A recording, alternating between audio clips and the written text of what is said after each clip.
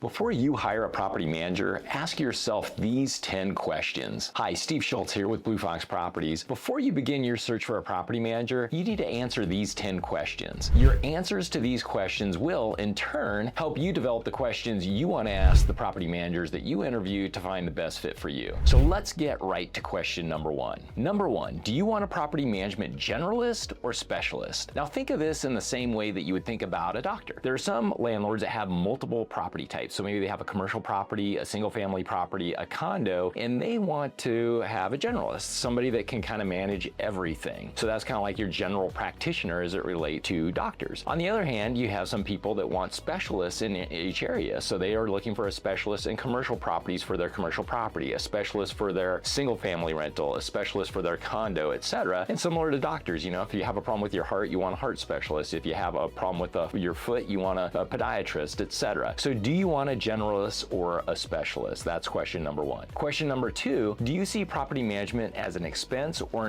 as an investment? And here's what I mean by that. I believe that if you hire the right property manager that adds a ton of value, that property manager will actually be an investment, not an expense. And what I mean by that is, let's say you choose a property manager that's really, really good at what they do, and they can protect you from all the things. They can see what's ahead, what's coming down the pike, and protect you from those things that you don't even know are coming. Or maybe it's something that sometimes what I tell clients is sometimes we have to protect you from yourself. And so maybe it's something they would do, but you know better and you protect them from that. So that's the scenario where a property manager is actually an investment versus just an expense. If you just look at it saying, oh my gosh, I'm gonna have to pay X dollars per month and it's just out of pocket and it's gonna be that cost, that's looking at it as an expense. So I'd encourage you to look at it as an investment. Now, before I get too far along, don't forget to subscribe for more landlord tips like this, and feel free to contact us if you might be interested in having us manage your Tucson rental house. So let's continue on to number three. Number three, do you want to be involved in the management of your property, or do you want a hands-free experience so you can do other things? You know, sometimes we have potential clients that they want to authorize every single repair. They want to be notified of every single issue, and they really want to be involved in the property. And in those cases, I just ask myself, and often those prospective clients is, well, why do you really want a property manager anyway if you want to be involved in it? If you want to be involved in it, maybe you should consider just self-managing. And so that's something to consider as well. Do you really even want a property manager, and do you want them to handle everything? Are you looking for that hands-free experience? So there are definitely different property managers that do the spectrum. Some will manage a property along with you.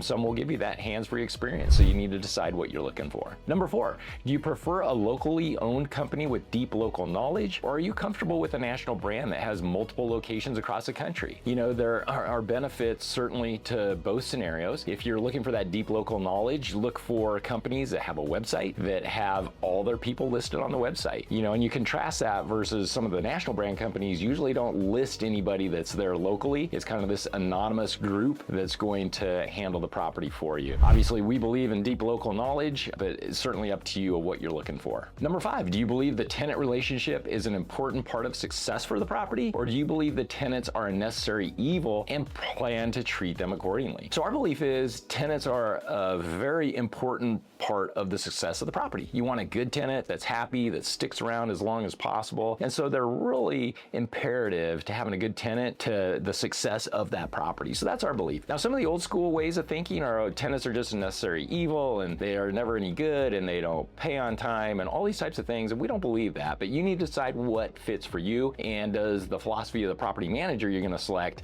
fit and match up with your philosophy. Number six, do you prefer a thorough screening process, or do you prefer filling vacancies as fast as possible with a more lenient screening process? Now, one of the things I've done in this regard is talk to prospective clients in the past, and they've told me, hey, you know, I don't understand why this days on market thing that you're talking about, you know, is more than one day, because every time I put my property for rent, it is always rented within a day. And, you know, statistically, that's just not possible unless one of three things are true. Either the rent's too low, your screening criteria is too lenient, or both. And so one of the things I often ask these prospective clients when they say that is say, okay, cool, you rent your property every time it's vacant in a day or less. Well, how does it look when the tenant moves out? And usually that's the conversation they don't want to have, because they haven't spent any time screening the tenant and setting themselves up for success initially. It leads to problems down the road. So again, you decide what's a good fit for you and match that philosophy with the property manager you choose. Number seven, do you want a property manager who will give you honest honest feedback, give you good advice, and sometimes tell you what you may not want to hear? Or do you prefer someone who does only what you direct? So again, different philosophies here. Some people just want that property manager that is going to do exactly what the landlord tells them to do. I would suggest to you that's a very dangerous path to go down. And also, if you decide that's the fit for you, that's fine. Just understand there's going to be some risk involved, versus the property manager that, again, has the experience, knows what's coming, knows how to protect you from yourself sometimes, and can give you that good advice and honest feedback. All right, number 8, do you want your property manager to have extensive experience?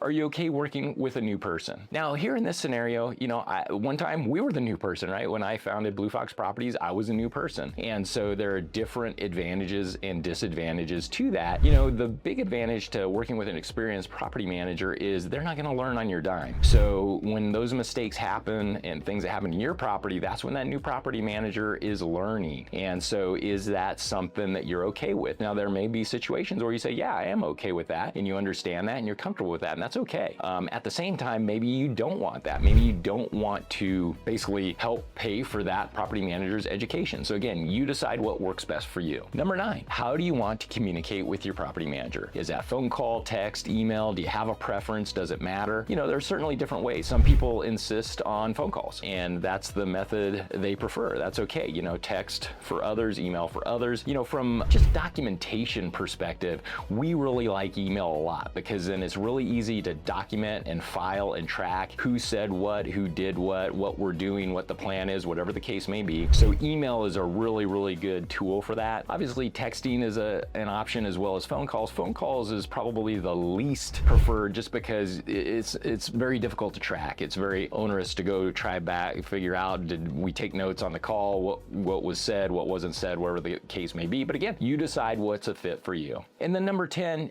do you think you know more than any property manager you could hire? And this is a really important one, because if the answer to that is yes, I would recommend you self-manage, because whatever anybody else tries to help you with, you're not going to have it. And so you're going to want to do whatever it is you think should be done. So if you think you know more than the property manager that you would hire, then I'd recommend self-managing. Don't even hire a property manager to begin with. All right, I hope these questions help you determine what is important to you as it relates to selecting a property manager that is the best fit for you. And then once you know your answers to these questions, you can use them to develop the interview questions for the property managers you speak to. So don't forget to subscribe below, and I'll see you on the next video.